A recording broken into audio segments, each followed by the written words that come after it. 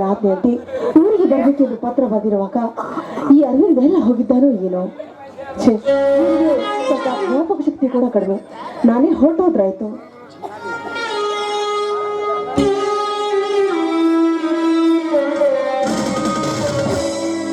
ಅಂಬಿಕಾ, ನಾನ್ಯಾರು? ಯಾರವರು? ಹೇಳು ನೋಡೋಣ ನಾನ್ಯಾರು ಅಂತ. ಬಹುಶಃ ಅರವಿಂದನೇ ಆಗಿರ್ಬೇಕು. ಹೌದೇನಲ್ಲೇ, ನಾನೇ ಅಂತ ನಿನ್ಗೆ ಹೇಗೆ ಗೊತ್ತಾಯ್ತು? ನೋಡಿ ಅರವಿಂದ್, ಈ ನಿಮ್ಮ ಹೃದಯದ ಬಡಿತ ನನ್ನ ಹೃದಯದಲ್ಲಿ ಕೇಳಿಸ್ತಾ ಇದೆ. ನೀವೇ ನನ್ನ ಅರವಿಂದ್ ಅಂತ. ಅದು ಅಲ್ಲದೆ ಈ ಪ್ರಪಂಚದಲ್ಲಿ ನಿಮ್ಮನ್ನು ಬಿಟ್ಟು ನನ್ನನ್ನು ಮುಟ್ಟು ಹಾಕು ಯಾರಿಗೂ ಇಲ್ಲ. ಯಾಕೆ ಅಂಬಿಕಾ, ಅರ್ಜೆಂಟ್ ಆಗಿ ಬರ್ಬೇಕಂತ ಹೇಳಿದೀಯಲ್ಲ? ಅಲ್ರಿ, ಇನ್ನು ಯಾಕೆ ಅಂತ ಕೇಳ್ತಾ ಇದ್ದೀರಲ್ಲ. ಇನ್ನು ಸ್ವಲ್ಪ ದಿವಸದಲ್ಲಿ ನಮ್ಮ ಮದುವೆ, ಅಂದ್ರೆ ಮುಂದಿನ ತಿಂಗಳು 10ನೇ ತಾರೀಕು ನಮ್ಮ ಮದುವೆ. ಅದಕ್ಕೆ ನಮ್ಮ ತಂದೆಯವರು ಊರಿಗೆ ಬರಬೇಕು ಅಂತ ಪತ್ರ ಹಾಕಿದ್ದಾರೆ.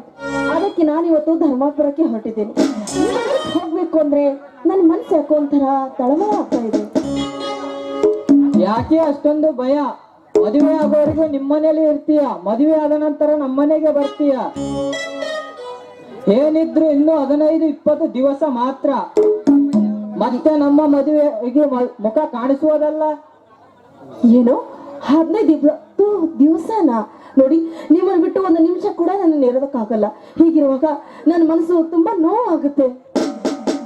ಅಲ್ಲ ಅಂಬಿಕಾ, ಇವತ್ತು ನಾನು ಆಕಸ್ಮಿಕವಾಗಿ ಸತ್ತು ಹೋದರೆ? ಅರೆ ನೋಡಿ, ದಯವಿಟ್ಟು ಆ ಮಾತನಾಡಬೇಡಿ. ನೀವು ಸತ್ತು ಹೋದ್ರೆ ನಾನು ಬದುಕ್ತೀನಿ ಅಂತ ತಿಳಿದುಕೊಂಡಿದ್ದೀರಾ? ಇಲ್ಲ ಅರವಿಂದ್, ಇಲ್ಲ. ನಿಮ್ಮ ಸಾವಿನ ವಿಷಯಕ್ಕೆ ನಾನು ಹುಚ್ಚಿ ಆಗ್ತೀನಿ ಇವತ್ತು. ನಿಮ್ಮ ಸಾವಿನ ವಿಷಯಕ್ಕೆ ನಾನು ವಿಷ ಸೇವಿಸಿ ಸತ್ತು ಹೋಗ್ತೀನಿ ಇವತ್ತು. ಅಂಬಿಕಾ! ಹೌದು ಅರವಿಂದ್, ಹೌದು. ನೋಡಿ, ಒಂದು ಹೆಣ್ಣಿಗೆ 100 ಆಸೆಗಳಿರ್ಬೋದು, ಆದ್ರೆ ಅವಳ ಹೃದಯದಲ್ಲಿ ಒಬ್ಬನಿಗೆ ಮಾತ್ರ ಸ್ಥಾನ ಕೊಟ್ಟಿರ್ತಾಳೆ. ಅವನೇ ದೂರ ಆದ್ಮೇಲೆ ಆ ಹೆಣ್ಣು ಬದುಕಿದ್ದು ಸತ್ತದ್ದೇ ಸರಿ. ನೀನಿಲ್ಲದೆ ನಾನು ಬದುಕಿದರೆ ನೀರಿಲ್ಲದ ಮೀನು ಬದುಕಿದಂತೆ ಸರಿ. ನಾನು ಅಷ್ಟೇ ಅಂಬಿಕಾ, ನೀನಿರದೆ ನಾನು ಬದುಕಲು ಸಾಧ್ಯವಿಲ್ಲ. ನಮ್ಮ ಪ್ರೇಮವೇನಾದರೂ ಪ್ರಳಯವಾದರೆ ನಾವು ಬದುಕಲಂತ ನನಗೆ ಚೆನ್ನಾಗಿ ಗೊತ್ತು. ಇದೆಲ್ಲವನ್ನು ಬಲ್ಲ ಭಗವಂತ ನಮ್ಮ ಪ್ರೀತಿಯನ್ನು ಸಂಗಮಗೊಳಿಸಲು ಮದುವೆಯನ್ನು ಮುಂದೂಡಲಿಲ್ಲ. ನಮ್ಮ ಮನದಾಸೆಯಂತೆ ಎಲ್ಲವೂ ನಡೆದು ಹೋಗ್ತದೆ, ಅಷ್ಟೇ ಸಾಕು. ಹಾ ಅರವಿಂದ್, ತುಂಬಾ ಹೊತ್ತಾಯ್ತು. ನನಗೆ ಬಸ್ ಟೈಮ್ ಆಗ್ತಾ ಇದೆ. ನಾನು ಹೋಗಿ ಬರ್ತೀನಿ. ಹಾ, ಅದು ಅಲ್ಲದೆ ನಮ್ಮ ಮದುವೆಗೆ ನಿಮ್ ಜೊತೆಯಲ್ಲಿ ಮತ್ತೆ ಯಾರ್ಯಾರು ಬರ್ತಾರೆ? ನಾನಂತೂ ಬರ್ಲೇಬೇಕಲ್ಲ. ಅಲ್ಲ, ನೀವಿಲ್ಲದೆ ನಾನೊಬ್ಬಳೇ ಮದುವೆ ಆಗ್ಬೇಕೇನು? ಹೌದಲ್ಲವೇ? ನೋಡು ಅಂಬಿಕಾ, ನಮ್ಮ ಮದುವೆಗೆ ಸ್ನೇಹಿತರು, ಬಂಧು ಬಳಗ ಮತ್ತೆ ಅಪ್ಪ ಅಮ್ಮ ಎಲ್ಲರೂ ಸೇರಿ ರಾಮಲಿಂಗೇಶ್ವರ ಗುಡಿಗೆ ಬಂದು ಬಿಡ್ತೀವಿ. ಮದುವೆ ಮುಗಿದ ತಕ್ಷಣ ನಿನ್ನನ್ನು ಮಧುಚಂದ್ರಗೆ ಕರೆದುಕೊಂಡು ಹೋಗಬೇಕೆಂಬ ಆಸೆ. ಏನು, ನೀವು ನನ್ನ ಮಧುಚಂದ್ರಕ್ಕೆ ಕರ್ಕೊಂಡು ಹೋಗ್ತೀರಾ? ಹಾಗಾದ್ರೆ ಮಧುಚಂದ್ರಕ್ಕೆ ಹೋಗುವ ಸ್ಥಳ ಯಾವುದು? ಗೋವಾ ಅಥವಾ ಊಟಿ ಅಂತ ನಿರ್ಧಾರ ಮಾಡಿದ್ದೇನೆ. ಏಕೆಂದರೆ ಬಯಲು ಸೀಮೆಯ ನಿಸರ್ಗದ ವನ ರಾಶಿ. ಆ ರಾಶಿಯ ಸೌಂದರ್ಯದ ಸಿರಿಯಲ್ಲಿ ಹರಿಯುವ ನದಿ ಜೋಜುಳ ನಾದ. ಆ ನಾದದ ಅಲೆಗಳ ಮೇಲೆ ಸೂರ್ಯನ ಕೆಂಬಣ್ಣ ಕಿರಣಗಳು. ಆ ಕೆಂಬಣ್ಣ ಕಿರಣಗಳಲ್ಲಿ ಹಾರಾಡುವ ಹಕ್ಕಿಗಳ ಹಾರಾಟ.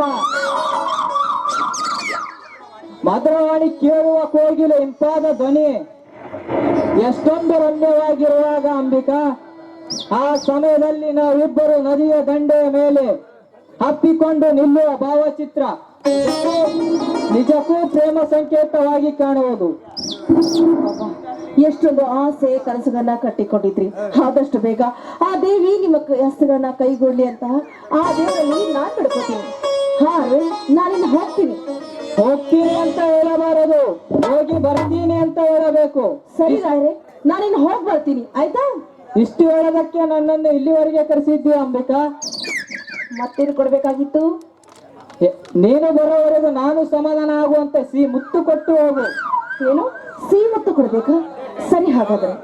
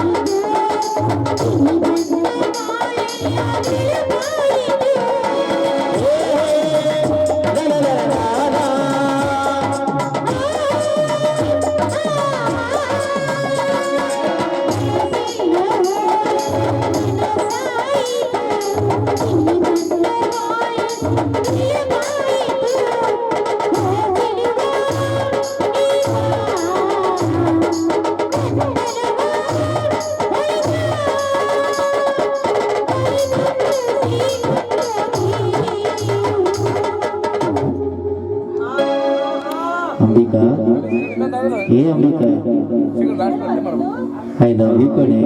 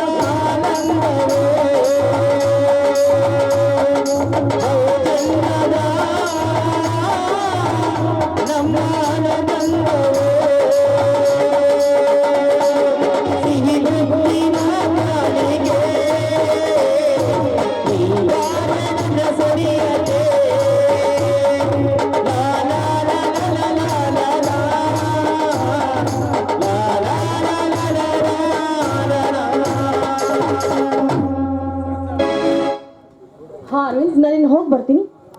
ಬಾಯ್, ಹೋಗಿ ಬಾ.